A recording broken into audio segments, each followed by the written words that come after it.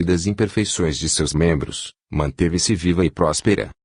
Entretanto, a partir do dia em que aboliu a mediunidade, impondo silêncio às vozes do além, nela fez-se a obscuridade. Pouco a pouco, os objetivos divinos foram substituídos pelos materiais e ela abandonou seu verdadeiro papel, a missão que a seu fundador lhe conferiu.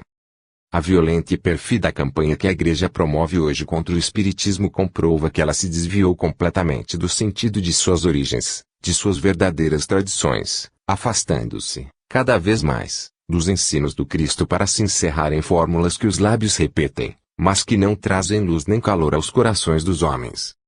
Resulta daí que cabe a nós, modestos discípulos e humildes herdeiros de Allan Kardec, a missão de restabelecer o laço que une o céu à terra, de reencontrar a fonte fecunda de onde jorram altas inspirações, de retomar essa tarefa que o deve congregar os poderes invisíveis e os homens de boa vontade, a fim de se construir a nova era desejada por todas as almas inquietas e tristes. No meio da miséria humana, nos dias angustiados que atravessamos, a Páscoa deve ser, como um raio de luz, uma mensagem de júbilo e de esperança. Aí está porque, de pé em torno deste dolmen, como os antigos cristãos que celebravam a Páscoa em traje de viagem segurando o bordão, comungamos nós, não materialmente, porém com todos os impulsos de nossa alma e todas as aspirações de nosso coração, com esse mundo invisível, cujas legiões pairam sobre nós e se associam intimamente às nossas lutas e esforços, assim como aos nossos padecimentos. Dessa forma, a enorme cadeia de vida que liga a Terra ao espaço se consolida e reúne, numa só ação, as duas humanidades, solidárias no seu destino através dos séculos e dos tempos. Se queremos entrever pelo pensamento por vir reservado ao Espiritismo, imaginemos, por um momento, as gerações vindouras livres de superstições clericais, de preconceitos universitários e elevadas, através do espiritualismo científico e filosófico, até a comunhão com o invisível, conversando com os habitantes do além, orientando sua vida de acordo com os conselhos de seus preceptores de além-túmulo e obedecendo aos impulsos superiores, como os antigos profetas de Israel. Semelhante sociedade não formaria o povo de eleitos aos quais Jesus veio evangelizar? A união de tal povo com a humanidade invisível seria comparável à escada de Jacó, pela qual os espíritos desceriam até nós e nós subiríamos até Deus, numa ascensão de glória, de virtude e de luz. A todos os que se curvam ao peso da existência e ao fardo das provações, aos que consideram com terror o flagelo, o fogo e o sangue que devastam a França, diremos: elevai vossos pensamentos acima das misérias humanas, elevai-os às regiões serenas, às perspectivas imensas que a doutrina de Allan Kardec nos apresenta. Bem mais alto que as circunstâncias terrenas, ela vos ajudará na descoberta das leis eternas que presidem a ordem, a justiça e a harmonia no universo. Mostrar-vos-á que os males do destino são outros tantos degraus para se chegar a um nível mais elevado da vida, para alcançar sociedades melhores, humanidades mais dignas dos favores da natureza e do destino. Ela vos dirá que a catástrofe que agora se desencadeou sobre o nosso país, talvez com o fim de saneá-lo, é passageira e que melhores dias virão depois da tormenta. O espírita sabe que um futuro sem limites lhe está garantido e vai andando em seu caminho com mais fé e confiança.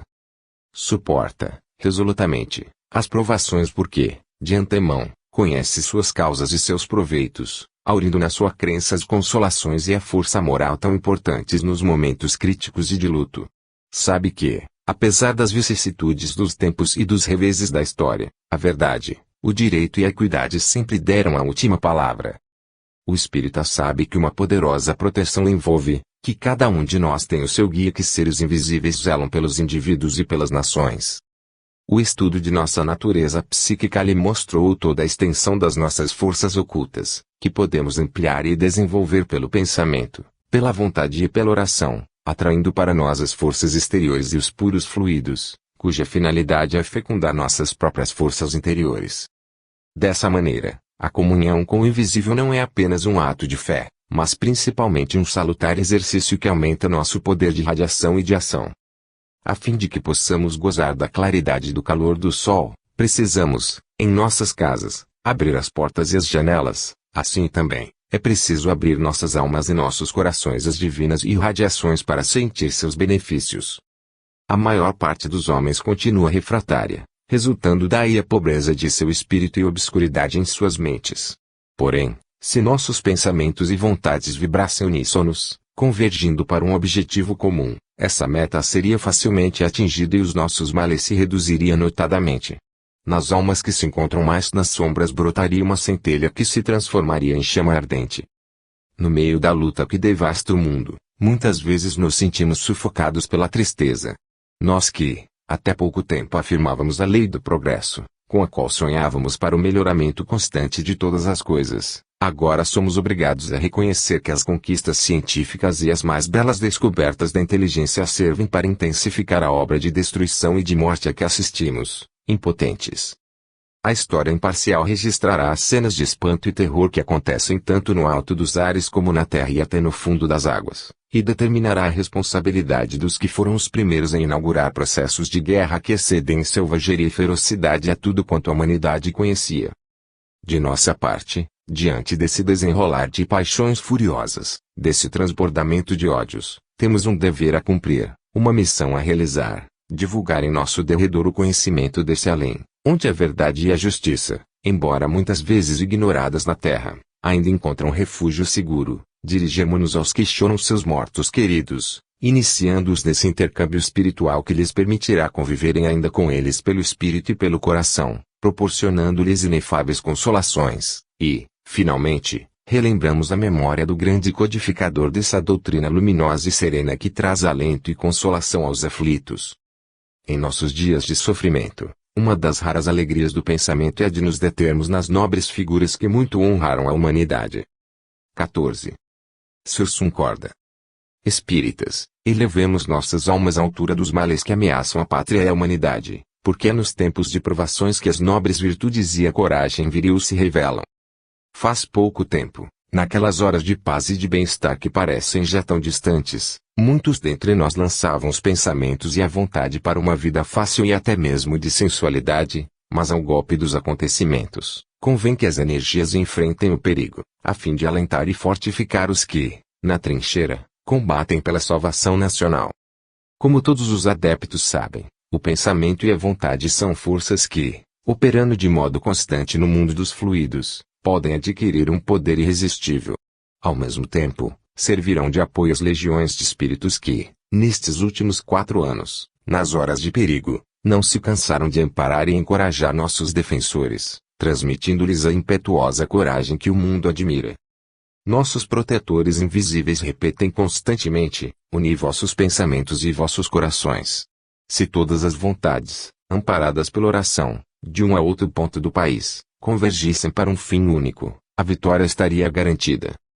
Nos mais terríveis momentos de sua história, a França tem comprovado toda a sua grandeza, pois, diante do perigo iminente, em 1429, em 1792, em 1870 e em 1914, ergueu-se firme, resoluta e inquebrantável. Conservemo-nos leais às tradições de nossa raça, que são as de nosso próprio passado, porque muitos de nós viveram naqueles tempos de crises e de provações. A história da França é a nossa própria história. Compartilhamos, então, de suas alegrias e de suas dores, participando de seus prolongados esforços, comungando com sua alma e sua genialidade. Se tornamos a nascer nesta terra da França, é porque 1000 laços e 1000 recordações nos prendem a esta doce região. Assim, ao contato com os acontecimentos, muitas impressões despertam em nós, e sentimos que nossas almas vibram e palpitam uníssonas com a grande alma da pátria. A gigantesca luta que se está travando não tem igual na história. Desde Maratona e Salônica, de Átila até hoje, não vi o mundo lançar-se para os centros civilizados semelhante onda de barbárie. Hoje esse quadro se ampliou, tornando-se inumeráveis as massas de soldados em movimento. É a luta simbólica da besta contra o arcanjo, isto é, da matéria contra o espírito, que se torna a realidade. Aqui a matéria se apresenta com a mais repugnante forma, a força brutal, a serviço da mentira, da traição, da prática habitual da emboscada, com os mais requintados e cruéis processos de destruição. Todos os poderes do mal foram desencadeados contra o pensamento livre e alado, procuram aniquilar os seus impulsos para o direito e para a justiça, obrigá-lo a rastejar, mutilado e humilhado. Porém, o espírito pode morrer, o pensamento pode perecer. Apresentar a pergunta é resolvê-la. Alemanha, Por muitas vezes, pensou ter a vitória nas mãos e esta lhe escapou e haverá de lhe escapar até o final. Nessa guerra terrível, nosso país se firmou como campeão do mundo, a favor da liberdade, assumindo o caráter épico do seu papel. A França resgata todos os seus crimes, todos os seus erros e todas as suas fraquezas com seu holocausto, seu sacrifício voluntário em prol do que há de mais grandioso e de mais sagrado na consciência humana. Eis a razão pela qual as legiões invisíveis pelejam com ela e por ela. Em nossos artigos anteriores já falamos do grande conselho de espíritos e, à frente dele, nossos médiuns viram, distintamente, Vercingetorix, que foi Desarche, Joana d'Arc, Henrique IV, Napoleão e junto com eles muitos dos que participaram de seus perigos e de sua glória. Do outro lado, sobre as linhas inimigas, paira a legião negra dos espíritos das trevas, instilando maquinações infames nos cérebros alemães. Se, algumas vezes, parecia que eles tinham superioridade na luta, foi por meio de processos que repugnam aos espíritos elevados, contudo as forças do mal não poderiam prevalecer, por muito tempo, contra as do bem. No meio de tão trágica batalha, a emoção frequentemente domina os corações. Prossigamos inabaláveis e confiantes no bom êxito final, com o impulso dos nossos pensamentos e a força de nossas almas sustentando nossos defensores visíveis e invisíveis. Um poderoso sopro passa pelas terras da França, revivando as energias, exaltando os ânimos e despertando por toda parte o espírito de heroísmo e de sacrifício. Oremos e saibamos esperar a hora da divina justiça. Por mais penosas que sejam as provações que nos aguardam, mantenhamos nossas firmes esperanças, pois a grandeza da causa que servimos e o fim que almejamos atingir nos ajudarão a tudo suportar. Muito em breve as nações, livres do jugo alemão, entoarão o hino da vitória, Sursum Corda. 15. O futuro do Espiritismo. Julho de 1918. No desenrolar dos trágicos acontecimentos, o pensamento ansioso procura vencer as brumas e as sombras do futuro, levantando o véu que o esconde de nossos olhos, perguntando a si próprio como será o amanhã. Quando tudo parece que se desmorona em nossa volta, o pensamento sonha com uma reconstituição de ordem política e social. Há 50 anos que trabalhamos, preparando um mundo onde os homens aprendam a se amar, vivendo na santa comunhão da inteligência com o coração, mas assistimos a uma interminável série de lutas selvagens, aos gigantescos esforços que faz o espírito de dominação para escravizar os povos, colocando-os debaixo do seu jugo.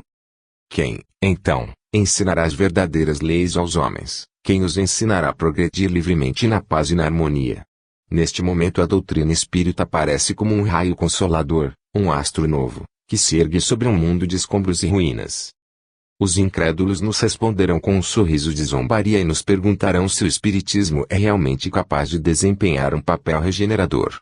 Como argumento, para nós será suficiente medir o caminho que nossa doutrina percorreu e os progressos que realizou desde a morte de Allan Kardec. Podemos afirmar que não foram inúteis nossos esforços comuns, porque já se começa, por toda parte, a conhecer a verdade e a grandeza das ideias que defendemos. No decorrer de minhas inúmeras viagens por todos os lugares e de minha presença em um número incontável dos mais diversos ambientes, pude acompanhar os notáveis e crescentes progressos da ideia espírita na opinião geral. Há 3 anos, sob o impacto dos atuais acontecimentos, em meio ao grande drama que sacode o mundo, muitas almas se entristecem e seus pensamentos se dirigem para o além, ávidos de consolações e de esperanças. No mesmo grau, sente-se, por toda parte, a insuficiência e a pobreza dos ensinamentos dogmáticos, sua ineficácia para curar as chagas, consolar a dor e explicar o destino humano. Qual deve ser o objetivo principal do Espiritismo? Antes de tudo, provocar, pesquisar e coordenar as provas experimentais sobre a sobrevivência da alma após a morte. Tal pesquisa da verdade se deve fazer através de uma fiscalização rigorosa e metódica, porque as justas exigências do espírito moderno nos obrigam a passar todos os fatos pelo crivo de um exame imparcial, prevenindo-nos contra os perigos da credulidade das afirmações precipitadas. Charles Richet e outros nos têm acusado de falta de rigor em nossas pesquisas e experiências, mas o Espiritismo, baseando-se em provas bem estabelecidas, deve preparar e renovar a educação científica, racional e moral do homem em todos os meios. Sua ação tem que se exercer em todos os setores, experimental, doutrinário, moral e social, porque existe nele um elemento restaurador do qual podemos esperar tudo. pode-se afirmar que ele será chamado para ser o grande libertador do pensamento que está escravizado há tantos séculos e que lançará no mundo, cada vez mais, sementes de bondade e fraternidade humana que, cedo ou tarde, haverão de frutificar. Ficamos impacientes porque a vida é curta e parece que os progressos são lentos, todavia podemos garantir que, em 50 anos, o Espiritismo fez muito mais do que outro movimento do pensamento humano em igual período de tempo, em qualquer outra época da história. Sim, estamos impacientes e a nossa piedade se comove com o espetáculo da ignorância, da rotina, dos preconceitos, dos sofrimentos e misérias da humanidade, principalmente no momento atual. Queríamos obter resultados imediatos. Entretanto, já podemos ver que, paulatinamente, tudo muda em nossa volta, tudo evolui sob a pressão dos acontecimentos e o sopro das novas ideias. Muitas trevas se desfazem e muitas resistências desaparecem. Os ódios que nossas crenças despertavam em sua volta mudam-se, muitas vezes, em simpatia até em amizade, vista que os homens só se combatem e só se desprezam porque se desconhecem.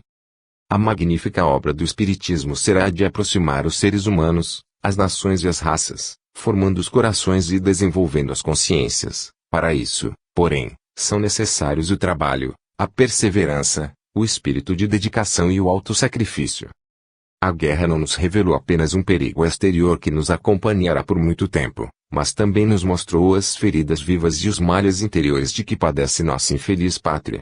Contrastando com as heróicas virtudes dos nossos soldados, com a espera estoica e laboriosa do pessoal da retaguarda, rebentaram escândalos políticos que descobriram a falência de certas consciências, o completo esquecimento da lei do dever, bem como da lei das responsabilidades.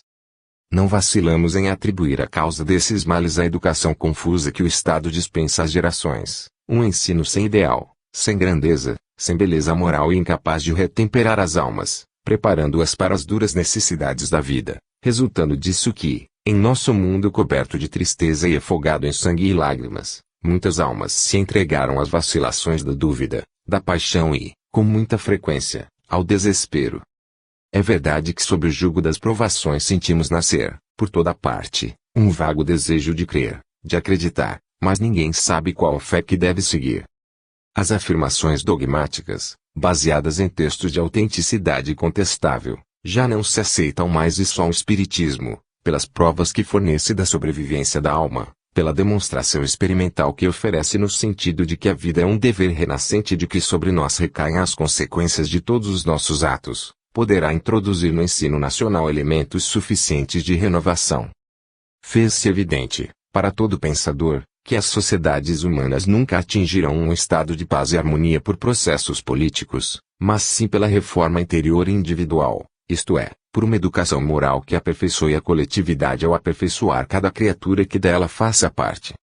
Não são suficientes as leis, os decretos e as convenções, é necessário um ensino que determine o papel e o lugar do homem no universo, que garanta a disciplina moral e social, sem a qual não há força, nem estabilidade para uma nação. O mesmo acontece com a liberdade que só é possível obter quando a ela se juntam a prudência e a razão. Nos seus elementos fundamentais, a doutrina espírita nos proporciona os recursos necessários para se estabelecer esse ensino, demonstrando que a liberdade tem seu princípio no livre-arbítrio do homem e que esse livre-arbítrio é sempre proporcional aos nossos méritos e ao nosso grau de evolução. Dessa forma, o Espiritismo lhe dá uma espécie de consagração. As bárbaras lutas que, periodicamente, banham de sangue o nosso atrasado planeta só cessarão quando a doutrina dos espíritos se irradiar pelo mundo. Pode-se, portanto, dizer que os divulgadores do Espiritismo são os melhores obreiros da paz universal pela tarefa ao que se consagram, da qual só conhecem as dificuldades, sem recolher ainda suas alegrias e seus frutos. Todavia, quando houver terminado o reinado do ódio na terra, a história saudará esses bons operários do pensamento, e a liberdade guardará a memória dos que fixaram suas bases, traçando seu caminho e facilitando seu voo. 16. O Espiritismo e a Ciência. Agosto de 1918. Allan Kardec, em suas obras póstumas, garantiu que o futuro pertencia ao Espiritismo. Após meio século de provações e de trabalho, esta afirmativa hoje se verifica e podemos repeti-la com a certeza de que tais palavras de esperança e de fé profunda nunca serão desmentidas.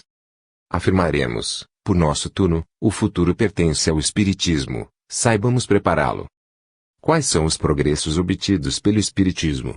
Primeiramente, verificamos que a própria ciência oficial é afetada por ele, a tal ponto que terá a necessidade de reformar seus métodos e renovar seus sistemas. Há 50 anos os espíritos nos ensinam, teoricamente, e nos demonstram, experimentalmente, a existência do que eles denominam fluidos e que são estados especiais da matéria, de forças imponderáveis que os sábios rejeitavam com unânime acordo. Quem os comprovou, em primeiro lugar, foi Sir William Crookes que, com suas experiências espíritas, como declara em seu livro Recherches sur les phénomènes du spiritualisme, entrou no caminho dessa descoberta. A partir de então, a ciência não cessou de reconhecer a diversidade e o poder dessas forças. Röntgen, com os raios-x, Becquerel, Curie, Le Bon, descobrindo as energias intraatômicas, Blondlot, os raios N. É preciso fazer constar que as forças radioativas não promanam apenas dos corpos materiais, mas também dos seres vivos e pensantes. Trata-se de uma preparação para se constatar a vida invisível e o perispírito. Allan Kardec já afirmava em suas obras a existência de tais forças. Dessas descobertas resulta que todas as bases da física, da química e até da psicologia vêm sendo afetadas seriamente. O Espiritismo se beneficia largamente com as recentes comprovações feitas nessas áreas. Hoje a ciência reconhece a existência de todas as forças sutis, manipuladas pelos espíritos nas manifestações. Lembremos o fenômeno dos transportes, a reconstituição espontânea de diversos objetos em ambientes fechados, os casos de levitação de móveis e de pessoas vivas, as experiências de penetração da matéria pela matéria realizadas por Aksakov, Zollner e outros, com anéis de metal e tiras de pano lacradas. De uma forma geral, a passagem dos espíritos através das paredes, as aparições e materializações em todos os graus, todos esses fatos comprovaram, desde o início, a ação de prodigiosas forças, ainda desconhecidas, além da possibilidade de uma dissociação da matéria, até então ignorada, e que a ciência atual se vê forçada a admitir, após os trabalhos de Curie, Becquerel, Le Bon, etc. Um escritor católico, em um recente livro onde, através da rudeza da forma, se nota em cada página o verdadeiro interesse do autor, contesta-nos, afirmando que outros inovadores haviam notado a existência do fluido humano muito antes de Kardec, por exemplo Mesmer, com a sua famosa celha. Ele se esqueceu, sem dúvida, da aceitação sarcástica que se deu a essa inovação e da violenta hostilidade das instituições científicas a seu respeito. Semelhante hostilidade persistiu a tal ponto que não seria preciso recuarmos muito para recordar as zombarias de algumas academias contra o magnetismo. Foi necessário todo o gênio de um Crookes para derrubar portas que permaneciam fechadas hermeticamente. Aquilo que os sábios se obstinaram em condenar durante tanto tempo, os espíritas já conheciam e aceitavam, há mais de 50 anos. Estes não deixaram de prosseguir na demonstração e na prova experimental de tais fatos e, neste momento, me informam a descoberta de 2 investigadores da cidade de Lyon, que encontraram um modo de reproduzir a fotografia dos desdobramentos fluídicos de membros humanos amputados e até mesmo do duplo etéreo completo de um médium exteriorizado, por meio da espectroscopia e dos raios ultravioleta. Dessas pesquisas e experiências resultou, obrigatoriamente, uma profunda modificação das teorias clássicas sobre as energias e a matéria, caindo o dogma da indivisibilidade do átomo e com ele toda a ciência materialista, que se encontra em completa desordem. Veja-se, por exemplo, esta declaração do presidente de um congresso para o progresso das ciências, que se realizou pouco antes da guerra, o Sr. Laizant, ex-deputado pelo departamento de Sena, a quem conhecemos pessoalmente como positivista, isto é, fiel discípulo de Auguste Comte. Desde a infância, vivemos uma vida científica tranquila, conformados com nossas teorias, qual uma velha casa um tanto avariada, a qual estamos apegados pelo hábito, que amamos e onde habitamos. Mas aparece um tufão sob a forma de novos fatos, que são incompatíveis com as teorias admitidas. Caem as hipóteses, a casa desmorona e ficamos inteiramente desorientados e tristes, esperando novas tempestades, e sem saber o que fazer. Que confissão de incapacidade e de esterilidade encontramos nessas palavras. Quando estudamos a marcha do Espiritismo, somos levados a constatar que, passo a passo, Apesar de suas hesitações e repulsas, a ciência se aproxima, gradualmente, das teorias espíritas. Na física e na química, por exemplo, ela reconhece a existência da matéria sutil, radiante, e das forças radioativas, que fazem a própria base, a essência e o modo de manifestar-se do mundo invisível. Agora, em psicologia, ele é obrigado a aceitar o hipnotismo e a sugestão, após tê-los negado por muito tempo. Depois veio a telepatia e a transmissão de pensamentos. Ora, esses fatos não são senão a demonstração do domínio humano e experimental, do princípio afirmado e aplicado, há 50 anos, pelos espíritas, a ação possível da alma sobre a alma, em qualquer distância, sem o auxílio dos órgãos e do cérebro. A ciência oficial, que se inspirava nas teorias materialistas, recusava, em princípio, essa explicação. Faz poucos anos que ela rejeitava qualquer possibilidade de manifestação da inteligência fora do cérebro e, portanto, todo e qualquer meio pelo qual um ser pudesse se comunicar com outros sem o concurso dos órgãos e dos meios correspondentes.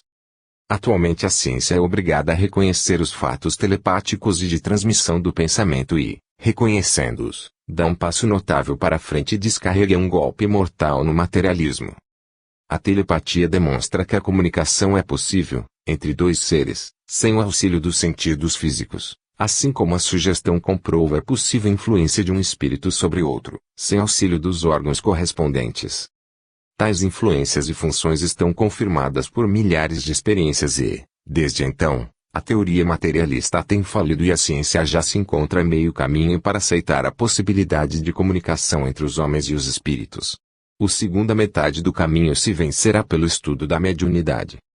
Ora, essa renovação poderosa da psicologia, que possibilitará ao ser humano se conhecer melhor, a quem a ciência deverá isso?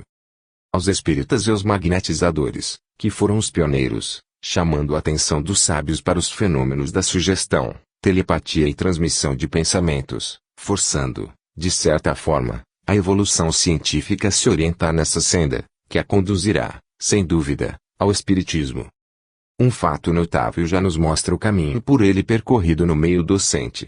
O Dr. Gustave Gelée conseguiu realizar no Colégio de França, sob os auspícios do Instituto Psicológico e perante um seleto auditório, em 28 de janeiro de 1918, uma conferência sobre fenômenos psíquicos, onde afirmava a realidade das materializações dos espíritos.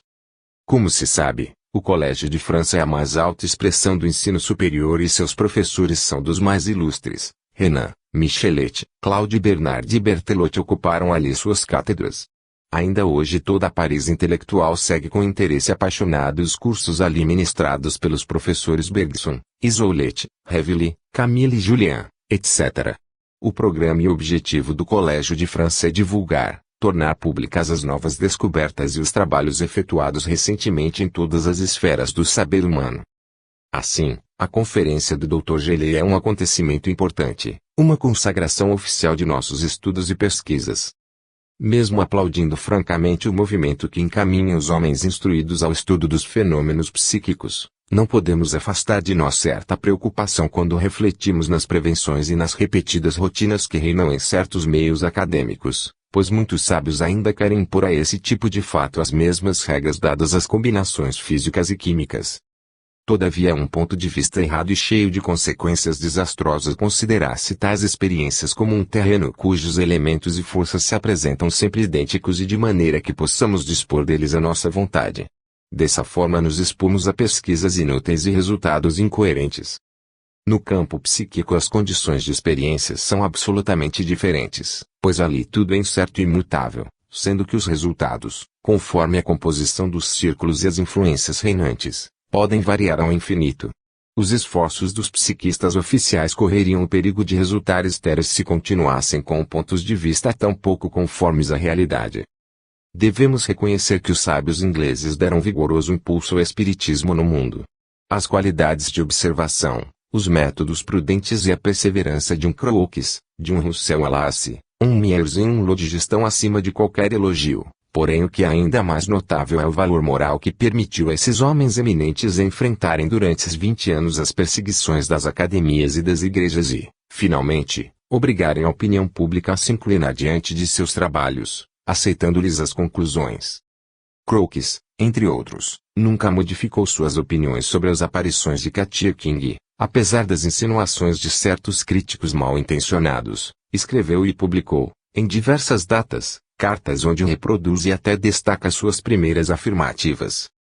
Entre outros sábios de outros países, que se ocuparam do psiquismo, não encontramos essas qualidades no mesmo grau de entusiasmo.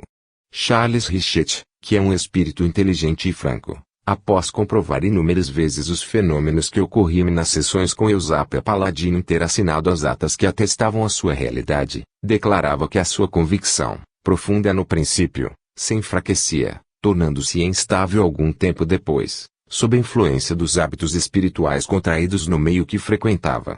Desde então, ele se tornou mais categórico a respeito dos fantasmas. Também Camille Flammarion teve suas horas de vacilação e alguém nos fez notar que na última edição de seu livro As Forças Naturais Desconhecidas, aparecida em 1917, mostra uma tendência em explicar todos os fenômenos apenas pela exteriorização dos médiuns. Acreditamos que, quando publicar as investigações que realiza no momento acerca de fatos da mesma ordem, recolhidos no correr da guerra, ele nos dará explicações mais completas e mais satisfatórias. Contamos, principalmente, com a nova geração de estudiosos para afirmar o espiritualismo experimental na França. Sem os preconceitos de escolas e das rotinas seculares, seus representantes compreenderão que, para obter triunfo nessa ordem de estudos é preciso que se esteja animado de imparcialidade, não mais confundindo médiuns com histéricos, tendo um sentimento mais respeitoso para com os seres inteligentes que, embora visíveis, interferem na produção dos fenômenos, merecendo nossas considerações, às vezes mais até do que as pessoas humanas. O Dr. Gelei e seus colegas sabem que essas questões só devem ser tratadas com a reflexão e respeito, considerando-se que o mundo invisível é um reservatório imenso de forças e inteligências que, conforme nossas disposições, estarão conosco ou contra nós. O bem e o mal tanto se encontram no plano invisível como no visível. Eles se buscam e se atraem tanto em um como em outro lado da morte, o único recurso para se conseguir fenômenos elevados, fazendo do espiritismo uma ciência útil e um meio de progresso, é nos aproximarmos desse domínio somente com um sentimento grave e nobre. A desenvoltura com que certos experimentadores fazem alarde diante dos espíritos tem como consequência afastar as entidades benfazejas e elevadas, capazes de trazerem um poderoso auxílio para as sessões. Em compensação atrai os vádios do espaço, sempre dispostos a mistificarem, provocando até obsessões terríveis, como aquelas de que quase foi vítima o Dr. Paul Gibier, como nos descreve em seu livro Espiritismo ou Faquirismo Ocidental. A ciência tem suas manias e os velhos espíritas kardecistas ficam desnorteados com as denominações exóticas com que ela designa nossos fenômenos. Nomes gregos como telecinesia, criptomnésia, ectoplasmia e outros tantos semelhantes não lhes dizem nada que sirva. Porém, temos que nos submeter aos hábitos dos sábios que, ao seu capricho, sempre mudaram os nomes dos fatos novos, procedendo a classificações, às vezes arbitrárias, que a natureza não conhece. Afirmam que tais processos são necessários para introduzir um pouco de clareza nos estudos. Portanto, devemos aceitá-los, mas não deixando de usar os termos que nos são familiares e que o tempo consagrou. Quaisquer que sejam os vocábulos e os processos adotados, não se perca de vista que em nosso mundo, onde tudo é relativo, não se poderia alcançar, em matéria alguma, o conhecimento integral e absoluto. É preciso experimentar com método e rigor, porém, por muito que se faça, não se poderá encerrar dentro das estreitas regras humanas a ciência do invisível, que sempre superará nossas classificações, tanto como a grandeza do céu infinito supera a terra. Em seu conjunto, o conhecimento do além só pertence aos que nele se encontram. Apesar disso podemos, pelo menos, recolher dele as luzes necessárias para iluminar nossa caminhada na terra. 17. O Espiritismo e a Renovação das Vidas Anteriores. Setembro de 1918. Dentre as experiências que diariamente vem aumentando o número das provas e dos testemunhos com que se fortalece o Espiritismo, devem ser citadas as que visam a renovação da memória, isto é, a reconstituição, no ser humano, das lembranças anteriores ao nascimento. Mergulhado num sono hipnótico, o indivíduo se desprende de seu invólucro físico, exterioriza-se e, nesse estado psíquico, sente que o círculo de sua memória normal se dilata. Todo o seu passado remoto se desenrola diante dele, em sucessivas fases, podendo reproduzir, reviver suas cenas principais e mesmo os mais simples acontecimentos, à vontade do experimentador. Há pouco chamei a atenção do Coronel de Roxas para fatos dessa espécie, conseguidos por experimentadores espanhóis e apresentados ao Congresso Espírita e Espiritualista de 1900, realizado em Paris. O coronel, já conhecido por seus trabalhos sobre a exteriorização da sensibilidade e da motricidade, prosseguiu suas pesquisas no sentido que eu lhe indicara e alcançou notáveis resultados. O conjunto desses fatos está narrado em sua obra As Vidas Sucessivas. Os fatos obtidos em Aix-en-Provence, na presença do Dr. Bertrand, prefeito da cidade, e do Sr. Lacoste, engenheiro, cujos testemunhos posteriores recolhi no decorrer de uma série de conferências, possuem sérias garantias de autenticidade. Nessas sessões, a pessoa adormecida era uma jovem de 18 anos, que fala a respeito de suas passadas existências, revivendo-lhe os acontecimentos com realismo e com uma vivacidade de impressões e de sensações que não podem ser fingidas, porque para tanto seriam necessários profundos conhecimentos de patologia, que a pessoa não podia possuir, segundo todas as testemunhas. As experiências de Grenoble, com outra pessoa, de nome Giuseppine, permitiram a verificação das condições de tempo e lugares onde viveu uma de suas existências anteriores com o nome de Bourdon.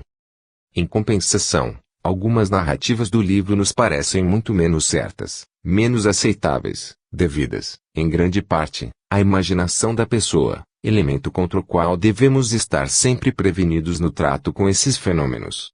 O Coronel de Roxas nem sempre foi feliz na escolha de seus médiuns. As informações colhidas em Valência e em Hérault mostram que algumas delas não são dignas de sua confiança. Desse livro colhemos certas observações que achamos poder reproduzir aqui. As lembranças, diz o autor, concentram-se em fatos mais ou menos distantes, à medida que a hipnose se aprofunda. A sugestão tem menos domínio quando o sono é mais profundo e, ao despertar, o indivíduo não guarda nenhuma recordação do que disse ou do que fez em transe. Cada vez que o indivíduo passa por uma vida diferente, sua fisionomia fica de acordo com a personalidade manifestada. Tratando-se de um homem, a palavra, o tom e as maneiras diferem sensivelmente do tom e dos gestos de uma mulher. O mesmo ocorre quando passa pela fase infantil. Os experimentadores espanhóis, dos quais já falamos, haviam feito a mesma verificação, pois à medida que os seus pacientes remontavam às existências passadas, a expressão do seu olhar se tornava cada vez mais selvagem. O Coronel de Roxas narra as impressões pessoais que teve em Roma e em Tivoli, a respeito do que ele considera lembranças de vidas passadas, terminando sua obra com a seguinte declaração: a teoria espírita baseia-se em fundamentos sólidos e, em qualquer caso, é a melhor das hipóteses de estudo que temos formulado. Devo confessar que tomei parte em experiências dessa espécie por muito tempo, com a diferença de que, ao invés de agir fluidicamente sobre os médiuns, deixava que meus protetores invisíveis os adormecessem, limitando-me a estimulá-los com minhas perguntas e observações. Com efeito, seria errado acreditar que a presença de um magnetizador seja imprescindível. Ao contrário, se a pureza de suas intenções não é completa, a sua intervenção pode ser prejudicial, pois introduz nas sessões um elemento de perturbação que compromete a sinceridade nos resultados. Quando estamos certos de uma proteção segura do além, é melhor entregarmos a direção das experiências para as entidades invisíveis. Meus guias me deram tais provas de seu poder, de seu saber e de sua elevação que minha confiança neles foi absoluta. Deixo de relatar aqui os pormenores dos fatos obtidos nessas condições, porque com eles se mistura um elemento pessoal e muito íntimo que me tira a liberdade de divulgá-los. As experiências do Coronel de Roxas, assim como as da mesma natureza das que acabamos de apresentar, devem ser consideradas como ensaios, tentativas de reconstituição de lembranças de vidas passadas, porque os resultados ainda são parciais e limitados. Mesmo que não se veja nelas senão experiências, deve-se reconhecer que nos dão indicações valiosas sobre os processos a serem empregados e nos demonstram que existe ali um vasto campo de investigações, um conjunto de elementos capazes de renovar em toda a psicologia, desfazendo o mistério vivo que trazemos em nós. Essas experiências são delicadas e complicadas, exigem muita prudência, em virtude das inúmeras dificuldades com que nos deparamos. Pode-se ler na Revue Spirit, de julho de 1918, As instruções do espírito William Stead sobre os processos aplicáveis a tal gênero de pesquisas. Não insistiremos mais nesse ponto, todavia voltaremos às enormes consequências que tais estudos terão quando tiverem adquirido desenvolvimento suficiente, não se podendo negar que existe ali o germen de uma verdadeira revolução no conhecimento do ser. É um fenômeno que impressiona, nas experiências bem dirigidas, vermos o passado aparecer, pouco a pouco, dos cantos obscuros de nossa memória e, nos seus acontecimentos, acompanhar o rigoroso encadeamento das causas e dos efeitos que rege todos os nossos atos, que domina o mundo moral tanto quanto o mundo físico e que representa a trama, a própria lei dos nossos destinos. Nela parece evidente a lei de justiça e ninguém a pode contestar. Essas experiências ainda têm outra consequência, não menos importante. Ensinam que a personalidade humana é muito mais vasta e mais profunda do que se pensava. O homem possui não apenas elementos vitais pouco conhecidos, mas também faculdades latentes, desconhecidas, cuja manifestação, plena e total, nosso organismo não permite, mas em certos casos se revelam: telepatia, premonição e visão à distância. O mesmo acontece com as camadas de nossa memória onde dorme o passado. No decorrer das experiências de que falamos este reaparece e sai da sombra. Nossa própria história desenvolve-se automaticamente e as recordações acordam aos montes, revelando energias ocultas. Podemos apoderar-nos delas, colocá-las em ação para uma boa direção de nossa vida, para a transformação de nosso porvir e de nosso destino. Ali, na imortal consciência individual, reside a sanção de todas as coisas. A consciência se recupera no além, não limitada e abafada como no mundo terreno, porém em sua plenitude, tal qual se nos aparece no transe, com uma tamanha intensidade que o ser evolvido revive seu passado em suas alegrias e dores, com tal poder, que se torna para ele uma fonte de venturas ou de tormentos. Eis aí o que todo homem deve saber, e um dia saberá, esse conhecimento profundo do ser que o Espiritismo proporcionou. Ele foi o primeiro a orientar a atenção dos experimentadores para esse conhecimento, mostrando-lhe os lados misteriosos, inexplorados da nossa natureza, ensinando o homem a medir a extensão do seu poder, de toda a sua grandeza e de todo o seu porvir. Não existe, portanto, exagero em se dizer que o Espiritismo, depois de 50 anos de vida, exerce e exercerá, cada vez mais, uma crescente influência, trazendo transformações consideráveis à ciência, à literatura e até às igrejas, como apresentaremos em próximo artigo. A grande doutrina das vidas sucessivas da alma, divulgada na França por todos os espíritos em suas mensagens e comunicações, constitui uma revelação, um ensinamento filosófico de grande importância. Ela também se apoia em testemunhos quase universais, porque, com exceção do neocristianismo, todas as religiões e quase todas as filosofias, em princípio, a admitem. Além disso, se beneficia com a possibilidade, que só ela possui, de resolver logicamente os antagonismos aparentes e os obscuros problemas da vida. É verdade que, no campo das provas e dos fatos, essa doutrina, até aqui, não possuía senão as reminiscências de alguns homens especialmente dotados, recordações infantis e renascimentos ocorridos em condições anunciadas e bem marcadas. Graças aos fenômenos de renovação da memória, abre-se, proveitosamente, um vasto campo de observações e nessas experiências se obterá a força e a certeza necessárias para enfrentar e desafiar todas as críticas e ataques. À medida que as etapas se desenrolam, enquanto o paciente se encontra no transe, entendemos melhor o encadeamento dos destinos do ser.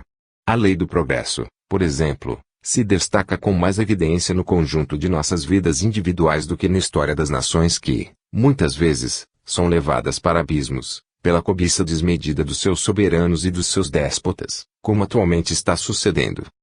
Nos fenômenos tratados, é interessante verificar se a personalidade humana sair, gradativamente, da vida selvagem e da barbárie e ir se esclarecendo, aos poucos, com a civilização. O livre-arbítrio do homem frequentemente se exerce ao contrário da lei do progresso, prejudicando-a. Entretanto, suas consequências são mais sensíveis para o indivíduo do que para a coletividade, que se renova de tempos em tempos por elementos inferiores, provenientes de mundos mais atrasados do que a Terra. Sucede o mesmo, como já afirmamos, com a ideia de justiça, encontrada na sucessão de novas vidas numa inteira aplicação. As recordações comprovam que todas as nossas vidas são solidárias umas com as outras e unidas entre si pelo liame de causa e efeito. Poderíamos comparar cada uma delas a uma corrente que carrega ora o lodo do fundo, ora as pepitas de ouro e as pedras preciosas que trazemos das nossas vidas passadas. Qualquer ato importante, cedo ou tarde, tem inevitável influência em nossos destinos. Um devasso sedutor renascerá no outro sexo, para sofrer, por sua vez, os danos que causou. Um homem que detinha um segredo de Estado e divulgando-o, traiu seu país, retornará surdo e mudo em outra existência.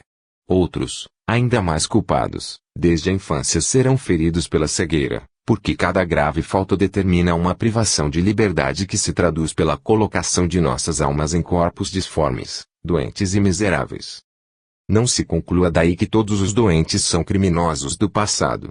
Muitos bons espíritos, sabendo que as provações ajudam nosso aperfeiçoamento, escolhem existências difíceis e dolorosas, para alcançar mais um grau na hierarquia espiritual. Compete sabermos sofrer para nos juntarmos com as almas nobres que progrediram pela dor, sabermos sofrer para conseguir o direito de participar da existência delas, do seu trabalho e da sua missão. Além disso, a vida é um meio de educação e de progresso, sendo a provação um cadinho onde se aperfeiçoam as criaturas. Diante de nós, não temos os notáveis exemplos dos mártires de todas as grandes causas, os exemplos de Joana d'Arc na prisão e o de Jesus no Calvário, estendendo seus braços sobre o mundo, do alto da cruz, perdoando e abençoando. Eles não eram culpados, porém heróicos espíritos que desejavam subir mais alto na vida celestial, dando-nos uma grande lição. A reconstituição das reminiscências está concorde com as revelações dos espíritos, apresentando-nos no padecimento humano, em muitos casos, o resgate das faltas cometidas, a reparação do passado, através do meio por onde se realiza a soberana justiça. Realizado o resgate, a criatura se prepara para novos progressos, porém sua memória não desaparece integralmente e nossos atos surgem e revivem, ao comando do espírito, com espantosa intensidade. Quanta emoção, quando, invocando o passado, desfila ante o tribunal da consciência o cortejo das desagradáveis recordações. Como fugir de tal obsessão, das tristezas e remorsos e dos sofridos arrependimentos? No ocaso da vida, o homem passa em revista os atos do que constituíram o seu curso. Quantos motivos para amargura e sofrimento moral vai neles encontrar? O que não representará para o espírito, na análise da sua longa série de existências passadas, a recordação de seus pormenores? Pouquíssimas almas jovens no início, em sua fraqueza e sua ignorância, conseguiram evitar as quedas, os desfalecimentos e até os crimes. Para tais males só existe um remédio: juntar tantas vidas úteis e proveitosas, tantas obras de dedicação e de sacrifício que, comparadas às faltas primitivas, estas passam a ter pouco valor. As reminiscências mais distantes permanecem vivas para o espírito, da mesma forma que as impressões da infância para o velho. É que, em sua essência, o espírito escapa ao tempo, volvendo a vida do espaço, o tempo já não existe mais para ele, o passado e o futuro se misturam no eterno presente. Tal constância das recordações tem valor moral. Durante seu progresso o espírito adquire faculdades e poderes dos quais se envaideceria, caso não se lembrasse do pouco que foi e do mal que praticou. Tais lembranças são uma punição para o orgulho e, ao mesmo tempo, motivo de indulgência para com os erros e os desfalecimentos do próximo. Realmente, como poderíamos ser duros e inclementes com os outros, por causa de suas fraquezas, se nós mesmos as cometemos? Geralmente as vidas culpadas, pelas reparações que acarretam, se convertem, para o ser, em outros tantos estimulantes, em outras tantas provações, obrigando-o a se adiantar na senda do progresso, sendo que as vidas apáticas, incolores, vacilantes entre o bem e o mal, são de pouco proveito para ele. Graças às vidas de lutas e provações, os caracteres se fortalecem, consegue-se a experiência, as riquezas da alma se desenvolvem. O mal transforma-se, aos poucos, em força para o bem. Na imensa evolução humana tudo se transforma, se depura e se eleva. Tão logo cheguemos às celestes alturas, os elementos de nossas vidas sucessivas se fundem em uma harmoniosa e divina unidade. 18. O Espiritismo e as Igrejas. Outubro de 1918. Para um observador atento, a penetração do Espiritismo na ciência se transformou num fato evidente, sucedendo o mesmo nas mais diversas religiões, onde sua difusão, por não ser tão visível, não é menos real. Quanto à Igreja Católica, parecerá temerária tal afirmação, No dia seguinte às declarações do Santo Ofício, quando ainda perdura a violenta campanha que o clero move contra nós. Apesar de tais ataques, seria fácil afirmar que o espiritismo se infiltra, pouco a pouco, nos elementos que poderiam ser mais refratários e mais ortodoxos. Há 20 anos que esse movimento foi provocado por Monsenhor Méric, professor na Sorbonne, cuja revista, Le Monde Invisible, tratava exclusivamente de ciências ocultas e, apesar de certas críticas suas, puramente formais, podia-se ver que o erudito prelado se apaixonava pelas pesquisas desse tipo, tendo feito escola. Convém destacar, no mesmo sentido, o livro do padre Baltaine, notável por suas conferências em Notre Dame.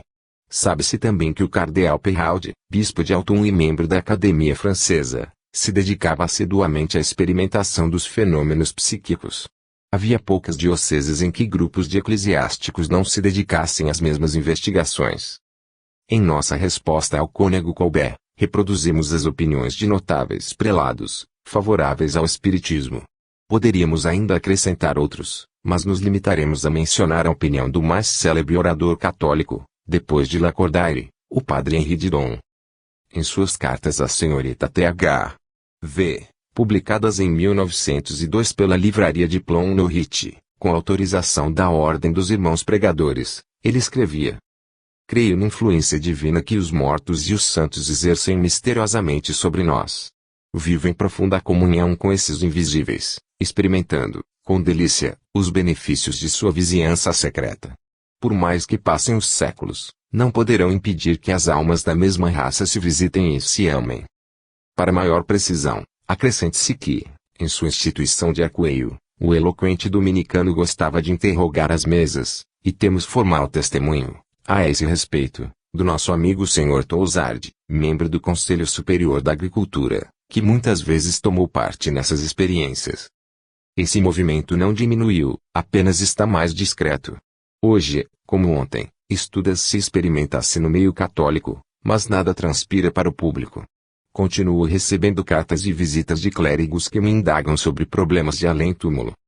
Existem correntes contrárias que agitam o pensamento e a consciência de muitos padres, porém, a férrea disciplina que pesa sobre eles proíbe qualquer manifestação exterior. Certamente ninguém deve confiar nesse silêncio enganoso. O descontentamento firma-se secretamente nas mentes e sabemos que as forças muito comprimidas, às vezes provocam explosões. Esse descontentamento, produzido inicialmente por uma reação antimodernista contra todos quantos desejavam introduzir um pouco de ar e de luz no cárcere sombrio da Igreja Romana, aumentou ainda mais no decorrer da presente guerra. A atitude da Santa Sé, contrastando com a dedicação patriótica do clero humilde, provocou indignação. Os objetivos de Bossuet e as proposições galicanas não se encontram tão afastadas de nós e tão esquecidas que não possamos reanimá-las. A Igreja de França ganharia ao desligar-se de um poder mais preocupado com seus interesses materiais do que com o verdadeiro espírito do Evangelho. Falaremos na obra do padre Elihoure, o maravilhoso espírita, publicado em 1917. Trata-se de um dos mais fortes ataques utilizados na campanha católica contra os espíritas e que não deu os resultados esperados. Escorregando silenciosamente durante a noite, não produziu explosão nenhuma, não atingindo seu objetivo. O autor afirma que é redator dos Estudos, obra de publicidade e propaganda, fundada, como se sabe, pelos padres jesuítas. Não iremos encontrar nesse volume as belas páginas que tão bem sabiam escrever o culto inteligente padre Mérico ou o eloquente padre Didon. Seu estilo é bem mais fraco e estéril, exceto algumas críticas com fundamento. O que o caracteriza principalmente é o desejo de incompreensão, a calúnia sistemática, fatos que tiram o valor da tese desenvolvida na obra. O autor não demonstra o equilíbrio e o julgamento sádio que deveria possuir um padre para analisar uma ciência ou uma doutrina altamente espiritualista. A sua intenção é percebida nos últimos capítulos, dedicados a uma apologia do catolicismo, porém há um momento em que o seu propósito cede e lhe escapa a uma confissão diante do poder da verdade, conforme podemos ler na página 297. O que fez o sucesso do Espiritismo foi ele ter trazido uma resposta de imortalidade para as almas inquietas, prometendo aos corações enlutados o prosseguimento de suas relações com os que já se foram. Também não negaremos que ele tenha trazido, para alguns, a calma que inutilmente buscaram noutras partes, oferecendo bálsamos para dores até então inconsoláveis. Os argumentos de nossos adversários católicos procuram demolir todas as provas e todos os testemunhos científicos favoráveis ao espiritismo. Para eles, William Crookes e os sábios experimentadores que seguiram seu exemplo foram todos enganados. Allan Kardec foi apenas um iludido e pobre compilador e tudo aquilo que pode ser real em nossos fenômenos é devido apenas aos artifícios do demônio. Esquecem-se de que foi no meio da própria igreja que se encontraram os melhores testemunhos a favor da manifestação dos espíritos. Lembramos ao padre Colbert que, de Santo Agostinho até Lacordaire e o padre Didon, houve grande número de sacerdotes ilustres que se manifestaram nesse sentido. Os fatos espíritas, como demonstramos no outro lugar, são encontrados na origem da igreja cristã e durante todos os séculos de sua história. No seu trato com o invisível é que essa igreja, em grande parte, obtinha sua força moral e a sua autoridade, porém, aos poucos, o cuidado com seus interesses materiais fê-la perder de vista as sadias tradições do cristianismo primitivo. A igreja pretendeu colocar-se no lugar dos poderes superiores e, após ter buscado dominar as manifestações mediúnicas em seu próprio benefício, terminou por abandoná-las. A Idade Média nos apresenta o grande martírio dos médiuns e dos que eram inspirados. O padre tornou-se juiz dos destinos humanos, acreditou que poderia dirigir o mundo por meio do terror, pelo pavor ao inferno e aos sofrimentos eternos, porém a consciência humana se revoltou contra as afirmativas que continuam em erro sobre o futuro reservado por Deus aos seus filhos. A situação atual da Igreja, seus fracassos e sua impopularidade são resultado de suas faltas, de sua intolerância e do seu afastamento das grandes verdades eternas. Quanto aos fatos espíritas, continuaram sempre a se produzir em todos os meios, afirmando a sobrevivência da alma, a comunhão entre vivos e mortos, a justiça de Deus. Nenhum poder humano seria suficiente para pôr barreiras à vida invisível que nos cerca por todos os lados. Os padres esclarecidos sabem e desaprovam a campanha atual porque, afirmam eles, ela se voltará contra seus autores. Estes, chamando a atenção de seus adeptos para esses problemas, terminam provocando o estudo e o exame de tais problemas. A verdade aparece e, aos poucos, vai se afirmando nas consciências. O espiritismo nada tem realmente a temer da discussão ou da análise, pois sempre saiu vitorioso dos ataques de que foi vítima. Por isso, negando-se a participar desse conflito, muitos sacerdotes procuram, às ocultas, um meio de conciliação, uma ponte capaz de unir duas doutrinas até agora antagônicas, afirmando tê-la achado na ideia do purgatório. Esperam que, mais cedo ou mais tarde, o aparecimento de um papa mais liberal, de visão mais ampla, ou talvez uma reviravolta completa da Igreja francesa, permitirão que nesse corpo enfraquecido penetre um pouco do sopro vivificador do além. Em geral, as igrejas protestantes são mais liberais que o catolicismo quanto às influências exteriores e mais abertas às correntes do pensamento e da ciência. Não há dúvida de que também possuem seus adeptos ortodoxos, seus obstinados que não são menos intolerantes e retrógrados que os jesuítas, porém a liberdade que existe nas igrejas protestantes para o estudo e interpretação dos textos e das ideias auxilia poderosamente o progresso das inteligências. Na Inglaterra e na América, há muito tempo, os pastores não se cansam de mencionar os fatos espíritas para a comprovação da sobrevivência da alma. Na França e na Suíça, o protestantismo liberal se impregna, lenta e fortemente, de espiritismo e neste ponto nosso respeitável amigo pastor Ebenezer, de Montalban, pode ser considerado como verdadeiro iniciador. Rompendo com as doutrinas e os preconceitos do seu meio, ele não temeu em afirmar, alto e bom som, a realidade das comunicações de além-túmulo. Suas experiências pessoais, com as provas conseguidas na identificação dos espíritos comunicantes, são apresentadas em 2 volumes, cujo sucesso foi garantido por sua capacidade de escritor e seu estilo sóbrio e claro. Já em 1913 ele me escrevia: acho que o espiritismo poderia ser uma religião positiva, não como as religiões reveladas, porém como religião estabelecida sobre fatos experimentais e em total acordo com o racionalismo e a ciência. Consegui realizar em 1905, na Câmara Municipal de Montalban, graças ao Sr. Benezer, uma conferência sobre espiritismo para um seleto auditório e, no ano seguinte, outra no grande anfiteatro da Faculdade de Teologia dessa cidade, diante de um auditório de estudantes, professores, pastores e convidados. Sendo permitido o debate, Muitas perguntas me foram feitas pelos presentes, que pareciam vivamente interessados pelos problemas psíquicos. Essa reunião, considerada um sucesso, teve consequências porque, como eu soube posteriormente, muitos estudantes tomaram o espiritismo como tema para a defesa de suas teses de exame. O movimento não diminuiu e as ideias espíritas